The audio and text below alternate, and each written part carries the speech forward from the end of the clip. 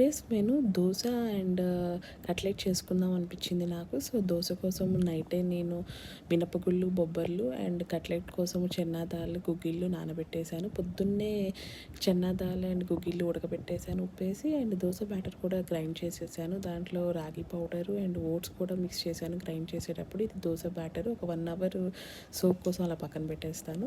దాని తర్వాత cutlet ready అయిపోయింది. మంచిగా వాటిని మిక్సీ వేసేసి ఉడకబెట్టిన వాటిని మంచిగా ఇలా కట్లెట్ చేసేసాను. టేస్ట్ చాలా బాగుంది. అవుట్పుట్ ఇదిగోండి.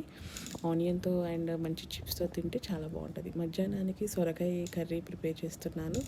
అండ్ టీ ఇంత కట్లెట్ తిన్నాక టీ తాగకపోతే ఎలా, టీ కూడా తాగాలి కదా. సో టీ ప్రిపేర్ చేసేస్తున్నాను. అండ్ పాలు పోస్తున్నాను లాస్ట్లో, ఇంకా దించే ముందు పాలు పోసేసి జస్ట్ 5 మినిట్స్ ఉంచేసేసి దించేస్తాను సొరకాయని. సో పాలు పోసిన సొరకాయ కూర అనమాట ఇది, చాలా బాగుంటుంది. అండ్ కరెంట్ కుక్కర్లో కూడా రైస్ పెట్టేసేసాను.